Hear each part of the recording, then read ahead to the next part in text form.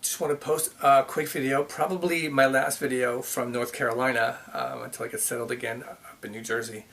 But something that was very much illuminated for me over these past maybe 4 months. Back in November, I posted a Facebook post saying that I'd set myself up for a 30-week challenge, trying to really maintain muscle and maybe even gain some muscle and really lose the body fat.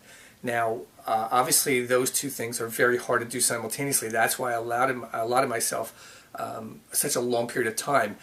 One of the things that is really important to remember that after a certain age, and I'm not a big age kind of guy, like as far as like you can and can't do this at a certain age. A lot of it's crap. You can build muscle, you can lose body fat at any age with enough work and the right diet for you. But losing body fat and gaining muscle mass simultaneously is very hard to do at almost any age, unless you're like in your teens and maybe early 20s. But it also means that your diet and your exercise have to be really spot on, because those two things are kind of intrinsically at odds. To gain muscle mass, not just add muscle, but to gain muscle mass, you need to be in a calorie surplus, and to lose body fat, to lose weight at all, you need to be in a calorie deficit. So that's just the facts. But what I want to talk about today is what I saw illuminated so clearly. I've kept very good records on this, and so clearly is the fact that often our lives, we allow our lives and just the drama in our lives, not the really hard stuff, but just the drama, the day-to-day drama in our lives, to kind of interfere with our fitness goals. Now again, I'm letting you know that if your fitness goal is just simply maintenance or health or whatever, what I'm going to show you is actually should make you feel better. But if your goal is body transformation, if your goal is recomposition, what I'm going to show you is going to really illuminate the fact that consistency is going to be the key. Above all else, it's going to be consistency. If you're sporadic, if you're periodic, if you're in and out, then your results simply are not going to happen the way you want. Even if you're genetically gifted, the odds are really good that you're not going to get the results you want, because it takes that consistency to kind of force your body to adapt, and that's what the whole adaptation response is. So I'm just going to post something on the screen. I'm going to go through it really quick now. I don't want this video to be very long, so if you just look up at the screen right here. Okay, so what you're seeing on the screen right now is a screenshot of a tracking program that I wrote a while back, and I've been kind of using it just on myself. Who knows, maybe one day I'll get this thing out to the public, but right now it's just something I use for me. And what it's showing you, if you look right here, right around, let's say, the 1st of November, because that's where, let's say the 8th of November, because that's where I really onboarded to the program. I even posted a Facebook post. I onboarded to this program, and if you look, over the next 1, 2, 3, 4, 5, 6, 7, almost through the end of December, all my numbers are looking good. My workouts are consistently, except for that 1 week, December 6th, are consistently 100% or above. Okay? You'll notice my nutrition always. Here's the thing. Now, my workouts are doing great, but my nutrition is, not doing great. It's not above, it never gets above 84%, which is simply not good enough. I mean, 84% is not going to cause your body to change. It's going to cause your body to maintain health and stuff, but it's not going to cause you change. Now, if you look up on the screen and you look at these numbers up here for the same weeks from November 8th through, let's say, December 27th, you'll notice my weight is almost consistent. Even though I am working out, I'm doing the quote-unquote right things. My intensity, which you can see down here, my workout intensity through those weeks is around 8 or above. I'm putting the time in. I'm putting 6 hours a week, every week in the gym. But my weight and my measurements really don't change. And that's because if your nutrition, this is the proof of the pudding, that people say nutrition is 80% of it. No matter how hard you work out, and no matter how diligent you are, whatever it is else that you're doing, your body simply is not going to change all that much unless you get your nutrition under control. Here's something else I want to point out. There's some really big factors. I'm going to switch slides now. I'm going to switch to another thing. So these are the first, maybe 8 weeks of this year. And this is in a time when I made the decision to begin moving back to New Jersey when I was going through that whole process. And what this is really showing so well is the fact that as soon as things started getting stressful, everything else started to kind of suffer. My workouts, I'm very proud of the fact that my workouts stayed more or less consistent. There was a couple of weeks where they dropped off the grid, but for the most part, they were above the 79% mark. So I was hitting my workout numbers. Obviously, though, 79% is not that high. I mean, you really want your workouts to be around 100%. You don't want to miss workouts. I mean, high 90s is the low number that you're looking for in getting your workouts in. But again, the nutrition's not hitting it. The nutrition's not hitting the mark. And if you look, even stuff like water, my sleep, the things that I'm not doing. Sleep is when you recover. Also, if you look at the bottom here, this is a thing I developed called an intensity index, and what it basically does is factor in how many times a week you worked out, how many hours that amounted to be, and what your intensity level was, and then it kind of gives you an intensity index, because it's not just how intense was the workout, but I mean, because if you're working out really intensely and you're not working out enough hours, you're simply not going to make the changes. I mean, intense workouts are awesome, but you still have to put the time in. And this is something I just kind of figured out for myself, and I've been working with it, and I really believe it's holding a lot of validity.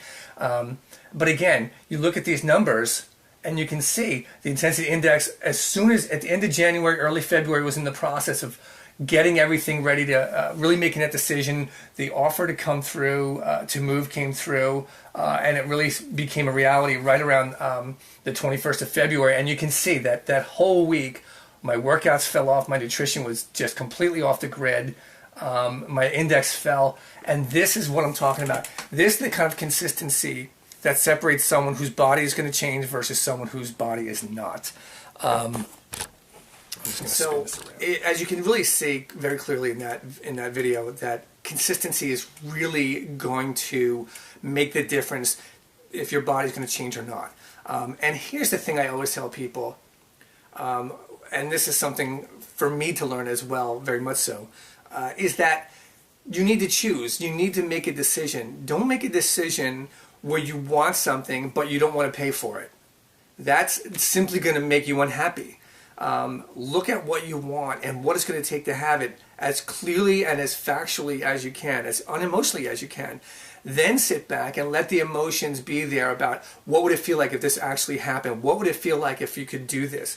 How would that feel? What would it feel like if you didn't? How would you feel? I mean, maybe when you look at what you feel like if you didn't, it's not that big a deal. And if it's not, then you're looking at the wrong goal.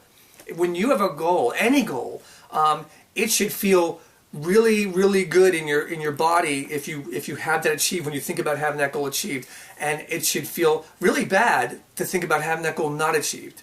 And you have to be with that consistency. That's what's going to drive you. That's going to create motivation and drive. Tony Robbins likes to talk about the difference between drive and leverage. And drive is what gets you there day after day after day, consistently.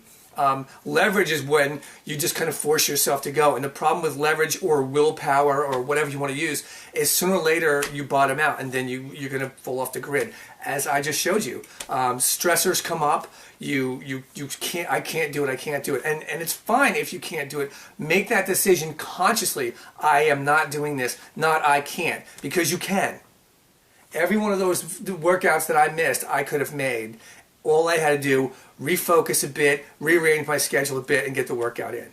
Okay, and I just didn't. And some of those were conscious choices, but many of them were simply the same thing I'm saying here. I can't. I can't do it today.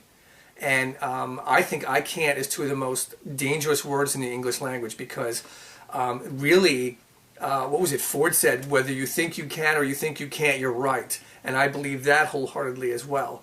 I've just illustrated it. So this is my final video for you, probably from North Carolina. I hope you can take this to heart. Be clear on what you want and be clear what it will take to get it, and then be consistent, because consistency is going to get you there. I promise. It may take longer than you want. I mean, you know, obviously I don't know everybody's situation out there, but it's consistency that's going to get you there. It's going to consistency over the long term is what's going to create that change. So this is what you may be faced with. I'm trying to get you in a position where if you want this goal, if you want this thing to happen, then you're going to have to be consistent. You're going to have to find a way to get your mind in the game, because if your mind is in the game, you'll find a way to get your body in the game. That's going to happen. That's really the truth of it. This is a mind game. You look at anybody that's doing this successfully, and they have the mind game set, because no one always wants to go to the gym. No one always wants to eat the correct meals. And if you want that, you're going to have to get your mind in the game, so where you're consistently following through, you create that drive to follow through, and that takes you through those 80% of the days, and then you have that leverage or that mindset that's going to get you through that other 20% where you go, okay, I don't want to do this, I don't want to go to the gym, I don't want to work out, I don't want to eat this crap. It's not crap, but but you do it anyway. You do it because this is your game. This is what you're about. And in the long run, when you start really seeing those results, that's going to really up your motivation as well.